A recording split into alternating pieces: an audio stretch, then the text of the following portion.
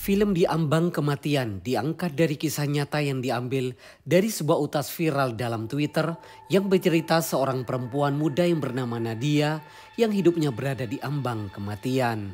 Hal ini bisa terjadi karena Nadia ternyata menjadi tumbal dari pesugihan yang dilakukan oleh ayahnya sendiri yang bernama Suyatno. Film dibuka dengan latar penghujung tahun 2001. Di Sidoarjo, Jawa Timur, tinggallah satu keluarga yang terdiri dari Pak Suyatno, istrinya dan kedua anaknya yang masih kecil.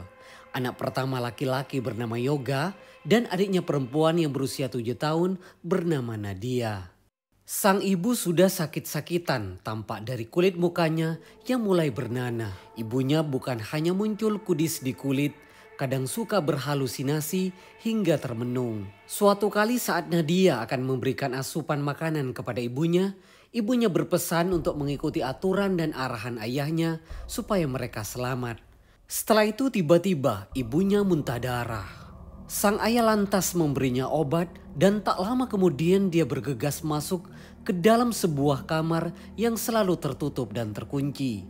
Hanya si bapak yang boleh masuk ke kamar itu. Dari dalam kamar terdengar bapak merintih meminta pertolongan. Di malam harinya menjelang perayaan tahun baru 2002, secara mengejutkan tiba-tiba ibu bugar. Ia pun menyiapkan sejumlah makanan untuk makan malam keluarga. Suyatno, Nadia dan Yoga pun gembira. Bahkan sang bapak saking senangnya karena kesembuhan sang istri, dia berjanji akan mengajak mereka jalan-jalan esok harinya. Besok Bapak mau ngajak kalian jalan-jalan. Namun tiba-tiba awal petaka terjadi. Sang ibu berjalan sendiri ke dapur dan memasukkan mukanya ke dalam sebuah panci yang berisi air yang sedang mendidih. Sontak semuanya terkejut dan berteriak histeris. Dan tak lama kemudian sang ibu meninggal mengenaskan karena mukanya yang melepuh hingga tak berwujud lagi. Scene berpindah 3 bulan kemudian. Pak Suyatno yang berprofesi sebagai pedagang sembako di pasar, usahanya berkembang pesat.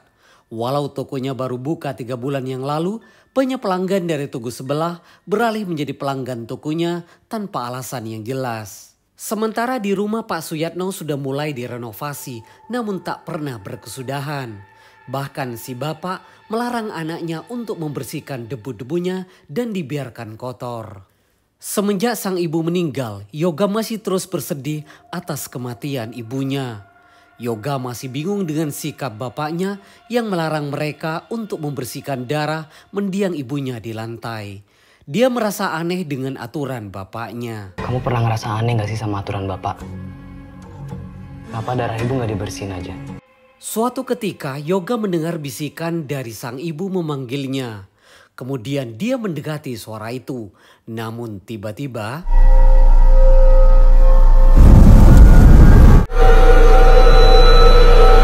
Ibu. Sejak kejadian itu Yoga terus merasakan bisikan itu mengganggu kejiwaannya. Hingga ia bisa melihat sesuatu yang aneh dan menyeramkan. Pada saat makan malam bersama, Yoga yang tidak mau makan justru dia menyalahkan ayahnya yang membuat ibunya mati. Karena ayahnya telah membiarkan rumahnya berantakan, banyak debu sehingga membuat ibunya sakit. Namun ayahnya melarang anaknya untuk membersihkan. Sehingga membuat ibunya tidak bahagia dan akhirnya ibunya bunuh diri. Mendengar ucapan Yoga, bapaknya emosi dan menampar Yoga. Pasti gara-gara aturan bapak juga, ibu jadi gak bahagia sampai bunuh diri. Pada suatu malam Selasa malam Kliwon, secara tidak sengaja, Yoga melihat ayahnya membawa seekor kambing hitam dan dimasukkan ke dalam kamar misterius yang selalu terkunci itu.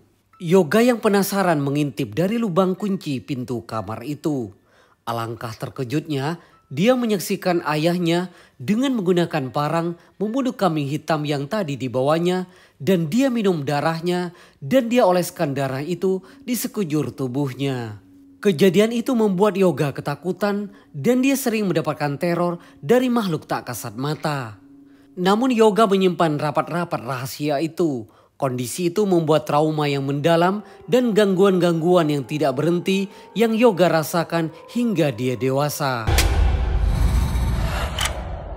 Scene berpindah 9 tahun kemudian. Yoga yang kini tumbuh dewasa punya kehidupan yang tidak pernah tenang. Ia sering panik dan ketakutan sendiri. Bahkan ia sering luka-luka tanpa sebab. Nadia berusaha membantu kakaknya dan meminta Yoga untuk ke psikiater. Aku sama bapak udah sepakat buat bawa Mas Yoga ke psikiater. Yoga yang merasa tersudut, dia mulai membongkar rahasia tentang ayahnya yang dia pendam sejak kecil yang terus menghantuinya.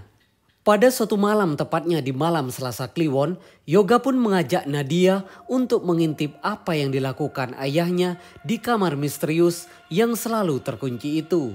Dari lubang kunci, Nadia melihat bapaknya menyembelih kambing hitam, menguras dan melumurkan darah ke tubuhnya serta meminumnya dan mempersembahkan kepala kambing itu ke sebuah altar. Nadia pun tak tahan untuk menegur ayahnya yang ternyata selama ini melakukan pesugihan. Bapak Suyatno mengakui dosa-dosanya yang telah melakukan ritual pesugihan dengan kepala kambing. Dia selama ini mengikuti syaratnya merenovasi rumah terus-menerus dan membiarkan rumah berantakan terus. Namun makhluk itu terus datang dan meminta nyawa manusia. Yang pada akhirnya ibunya meninggal sebagai tumbal. Ritual yang saat ini Pak Suyatno lakukan semata-mata ingin menyelamatkan nyawa mereka, mencegah jatuhnya korban jiwa. Yoga yang tidak mau membiarkan kejadian itu terulang, dia masuk ke kamar misterius itu. Dan dia memporak-porandakan sesajen ritual bapaknya termasuk menghancurkan tengkorak kepala kambing hitam.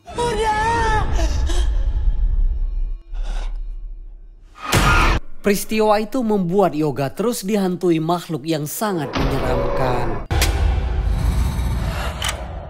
Pada penghujung tahun 2011, tepatnya pada malam perayaan tahun baru, Yoga bersama bapak dan adiknya merayakan tahun baru. Yoga masuk ke kamarnya untuk mengambil jaket, namun tiba-tiba pintu lemarinya terbuka sendiri. Muncullah makhluk yang sangat menyeramkan hingga membuat Yoga meninggal secara mengenaskan. Nadia yang melihat langsung kejadian kematian kakaknya, dia berteriak histeris dan penuh trauma. Kematian Yoga yang mati secara tragis membuat luka yang mendalam bagi Nadia. Sekarang Nadia justru merasakan ketakutan dan dia dihantui oleh makhluk yang sangat menyeramkan. Di sekolah Nadia dihantui oleh makhluk misterius dengan kepala kambing hitam. Melihat kondisi Nadia yang diliputi ketakutan, Pak Suyatno mengajak Nadia menuju ke rumah dukun tempat dia meminta pesugihan dulu. Selama dalam perjalanan, Nadia terus dihantui oleh makhluk tak kasat mata yang menyerupai seorang nenek. Bapak lihat nenek-nenek tadi kan? Selain itu begitu banyak makhluk misterius yang terus menghantui Nadia selama dalam perjalanan.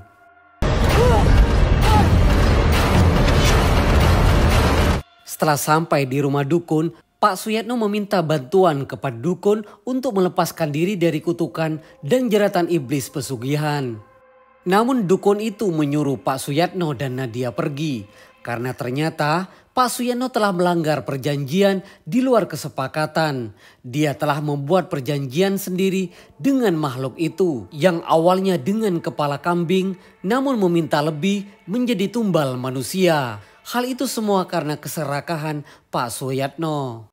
Nadia bertanya kepada dukun itu siapa orang-orang yang ada dalam foto yang dipampang di dalam bilik bambu itu.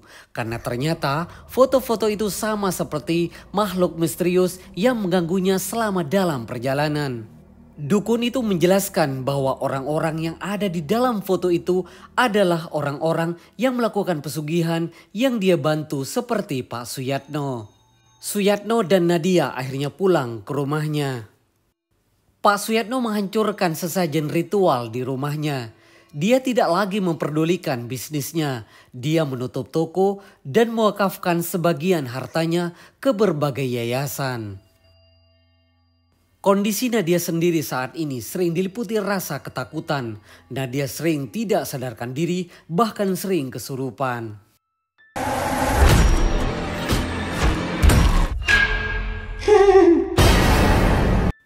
Sepanjang tahun ke tahun mereka berkeliling mencari pertolongan dari satu orang pintar ke orang pintar lainnya. Hampir satu pulau Jawa mereka susuri demi menemui orang-orang yang dianggap bapak memiliki kelebihan untuk menolong mereka.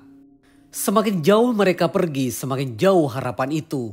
Hingga akhirnya mereka bertemu dengan orang pintar yang bernama Mbah Unjuk. Pak Suyatno meminta pertolongan Mbah Unjuk untuk melepaskan diri dari kutukan dan jeratan iblis pesugihannya. Namun Mbah Unjuk mengatakan apa yang dilakukan Pak Suyatno tidak ada jalan pulang. Perjanjian yang dibuatnya telah membuat makhluk tak kasat mata menembus dimensi manusia. Setiap 10 tahun sekali akan ada persembahan. Persembahan yang pertama pada tahun 2002 istrinya yang telah menjadi tumbal. Pada tahun 2012, anaknya yang pertama Yoga yang telah menjadi tumbal. Dan menurut penerawangannya, pada tahun 2022 yang akan dijadikan tumbal adalah Nadia. Nadia yang mendengarnya ketakutan dan dia sangat sedih yang mendalam.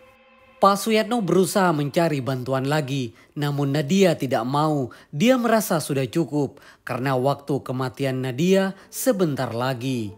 Dia capek harus khawatir terus. Dia pengen benar-benar merasakan hidup dan kalaupun Nadia pergi, Nadia tahu bahwa di akhir hidup Nadia, bapaknya tidak tinggal diam saja. Bapaknya terus memperbaiki semuanya.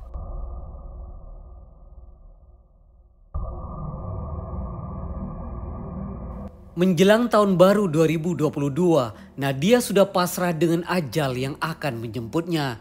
Dia berada di ambang kematian.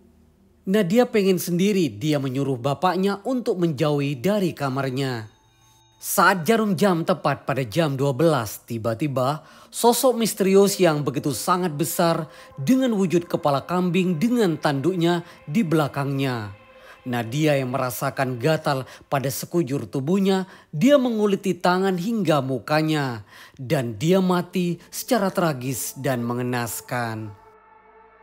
Sementara Suyatno menangis sedih dan tak henti-hentinya minta maaf kepada Nadia.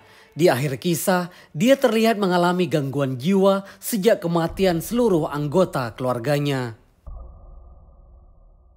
Demikian alur cerita film Di Ambang Kematian. Jangan lupa untuk like, subscribe, dan komen. Terima kasih dan sampai jumpa.